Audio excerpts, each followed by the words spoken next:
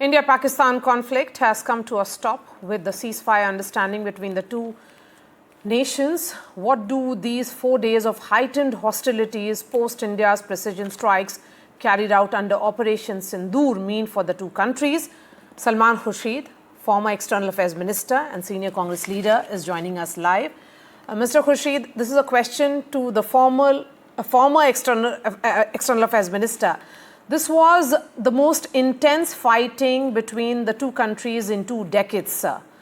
How do you see the situation after the ceasefire, and how have the terms of engagement changed between Delhi and Islamabad? Well, I sincerely hope that the ceasefire holds. People have opinions about the ceasefire, and I'm sure that there is a range of points of view. But the ceasefire has happened. Unfortunately, last night there were many reports about the ceasefire not being strictly adhered to, and that raised some doubts. But I imagine since then, the matter seems to have settled down, and the ceasefire, at least for the present, will hold. And on the 12th, which is tomorrow, there will be another round between the DGMOs. And therefore, if there is something that needs to be ironed out, I hope that that will be ironed out.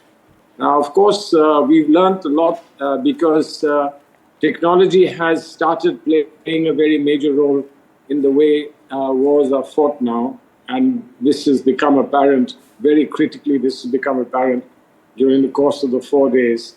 But I think that once all this is over, people will take stock and then assess as to what is achieved and how much more could be done. That will come in due course. This is perhaps not the time to be analyzing those things. Mr. Khurshid, successive Indian governments have, including Prime Minister Narendra Modi's, tried to better relations with Pakistan in the interest of the people of both the countries. But Pakistan has always dealt in treachery. What do you think is the way forward for us, particularly with regards to our neighbor? And having achieved ceasefire, where do we go from here on? Well, I think there are many loose ends yet, not very clear. That ceasefire obviously must be succeeded by talks. But what will be the format of talks and the structure of talks is, I think, a big question. And ideologically, India has had some issues here, which I think are very well known. Since the ceasefire seems to have come at the partial, perhaps, if not the entire initiative of the US government and the US leadership, we'll have to see where that stands once the DGMOs talk and once a formal structure is figured out as to how we move forward. But clearly, no matter what we do and no matter what we try to reach out on, ultimately there's a bottom line, and that bottom line is terrorism. Now, we've said in our explanatory manner that if there is terrorism, even now, it will be treated as an act of war. Now, why act of war with ceasefire, etc., you know the implications. But ultimately, Pakistan has to come to terms with that clear articulation that terrorism is unacceptable in any form or manifestation. And unless that is done, I don't think that there is a chance for a great deal to be achieved or accomplished. Mr. Khurshid, then would you accept that Operation Sindoor was that strategic inflection point where India managed to communicate to the world that it can go ahead and dismantle terror outfits functioning from Pakistani soil, Lashkar-e-Taiba and Jaish-e-Mohammed, which had their headquarters in Muridke and, of course, at Bahawalpur, 2 of the 9 terror pads which were against whom the strikes were carried out on that day? Well, this is a very sensitive topic because can we just sit back and think that we've demolished the terror network, and therefore we will not again for many months have to see something of this kind? I think that would be too optimistic, and that would be dropping our guard. So there will be, in due course, there will be intelligence come in, and there will be an opportunity to analyze what we've achieved. But having said that, the fact that we were able to hit so many targets and hit them with precision, I think is very important. There are two aspects there. One aspect is that the government, having moved from one or two targets to a large number of targets in the first phase, and then when the retaliation came, the government was able to respond to that retaliation with military targets, etc. I think those are important things to keep in mind when we make a full assessment of what has been achieved in four days. But certainly, rules of engagement have changed. Technology is playing a very major role, and that perhaps has both advantages and disadvantages, but apparently more advantages in our situation than disadvantages. When you say that there is a perhaps a line which has been drawn, would you say that this is a more defined red line which has been drawn, particularly after round one of Operation Sindoor, and which was followed by India, striking the air bases inside Pakistan, in Rawalpindi? These were seen as critical military installations inside Pakistan. I mean, it's all very well to say that, but we still need to wait. And I don't think that this information will be made public, and it will not be in the public domain, possibly. But some people would have to be brought in the loop.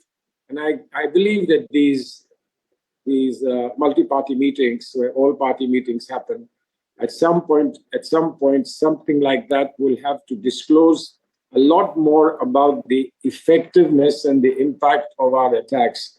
We can today assume that the attacks have been as successful as we wanted them to be, but we still need to know a lot more. And we need to know the post-attack conduct of Pakistan is indicative of Pakistan having felt some remorse or some sense of responsibility. When the ceasefire violations were happening last night, one was wondering whether a lesson has been learned or not been learned, because there are explanations about how sometimes it may take time for field commanders to step in line and so on. But is there a larger problem in Pakistan? Some people have talked about that as well. But for us, the bottom line is that we've sent a very strong message. And the important thing in sending this message was not just what we were able to do with our military, but what we were able to do with the widespread consensus in the country, and particularly so amongst the people who came out of the streets of Jammu and Kashmir. I think that is very, very, very, very critical. That strikes at the root of what Pakistan would have tried to do, both divide the country and certainly to put the people of Jammu and Kashmir separate from the rest of the country. And I think that didn't happen. That is perhaps the biggest achievement for us and the biggest defeat for them. Absolutely, Mr. Khurshid, I would agree with you that the larger warfare was playing out at multiple levels, not just militarily. The world increasingly appears to be isolating Pakistan. It is a state which is almost dangerously rogue. How do you then deal with them? Will this Operation Sindoor Part 1 and Part 3 actually make them mend their ways? Or are they becoming a more dangerous state? You have the DG ISPR, and his background is known. And also General Munir, who had spoken about the jugular vein in the context of Kashmir just few days before actually the Pahalgam terror attack happened. Well, I'm glad that you spoke of that, and I think that there is something in the air about are they on the same page? The political leadership in Pakistan today on the same page at the point of the ceasefire agreement? Are they on the same page as the military, or there are some differences? I think we need to factor that into whatever assessments we make for the future. But it might be it might be too soon and a bit premature for us to say that the point has been made and it's been understood and absorbed, and therefore we can expect that this sort of thing will not happen. Then certainly there is some form of deterrence that will work. For how long will it work? It has to be seen. And then in terms of the isolation that you speak of, how much isolation if both countries and their leadership are being referred to by the United States as two great countries and the leadership of two great countries? I think that's a little bit cynical, isn't it? So there's a lot more work, I guess, to be done on the diplomatic front as well. We have to fight on all fronts, and we can't drop our guard anywhere. My last question to you, sir. A few hours ago, the Foreign Secretary Vikram Misri has been, has faced relentless trolling, and so have the two women officers, Sophia Qureshi and also Vyomika Singh. They were the face of communication for these 4 days that we have seen. How unfortunate do you think it is? I mean, to target a diplomat who has been working tirelessly, to target two officials who were presenting the decisions and actions taken by the executive and also by the military? Well, I think it's very, very sad because we can say without any hesitation that these three have been a remarkable face of our determination, the clarity of purpose, determination, and the sense of confidence that they gave. All three of them have been remarkable, and I see no problem there at all. There are people in the country who will troll anybody for decisions that are taken at a higher level and decisions that are taken in the enlightened self-interest in modern times. We are not a country of jingoists. We are a country that believes in protecting its rights and its sovereignty, but it's also a country that believes in the nature of diplomatic interaction with the world. And constraining our top officers by putting this kind of pressure on them is very sad. It's really very sad. I would just salute them, and I believe that the best that we can offer to them, we should truly proud of the work they've done. Absolutely. Former External Affairs Minister Salman Khurshid, really appreciate your time here on NDTV. Thank you, sir, for sharing your thoughts. Thank you.